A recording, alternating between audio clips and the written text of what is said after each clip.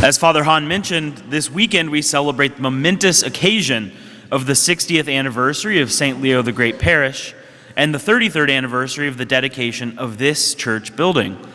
And a number of you have told me stories about when this church was being built and what it was like watching this parish grow into what it is now. Now, although I was still in my mother's womb when this church was dedicated, it is a great honor to be here with you in this moment, in God's plan, in His providential design.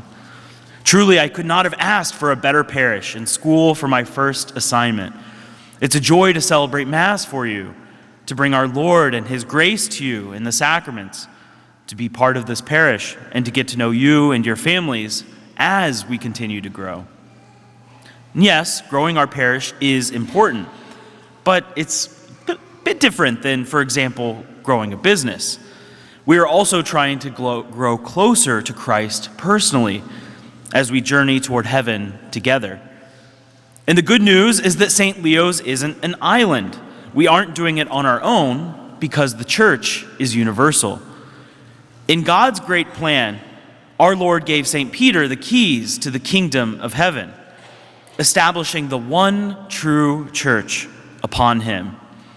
And even though he was merely a man, even though he was sinful, even though he denied Christ, he was above all repentant and faithful to the end.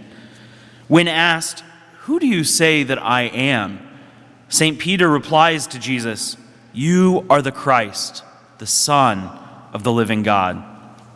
And it was this confession of faith by St. Peter which immediately preceded Christ establishing the church visible on earth.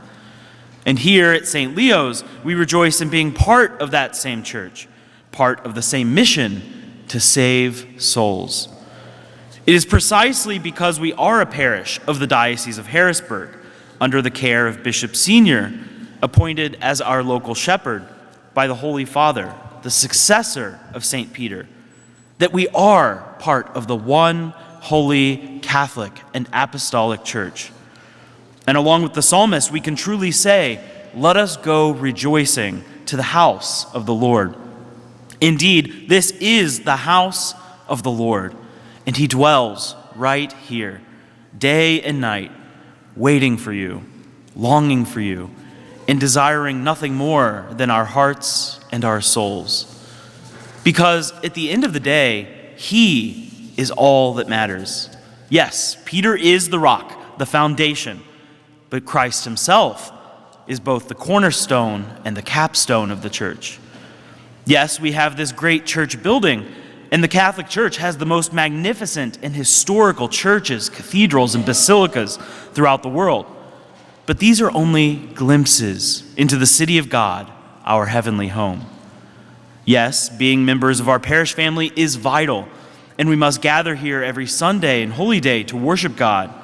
But more importantly, St. Paul says we are fellow citizens with the holy ones of heaven and members of the household of God. So while we keep our mind on our own citizenship in heaven, striving to live virtuous lives and grow closer to Christ each day, what can we also be doing to help grow our local parish here and now? What can we do to provide for the needs of the church? Perhaps immediately we think of giving our fair share to support the mission of the salvation of souls. Or we think prayerfully supporting our parish, our school, and our diocese through various campaigns and fundraisers throughout the year. But don't discount the power of your prayer and the importance of your service. So first and foremost, pray. Pray for our parish, our families, and our students. And pray for more vocations to the priesthood from this parish, as Bishop Senior urged us to do last night.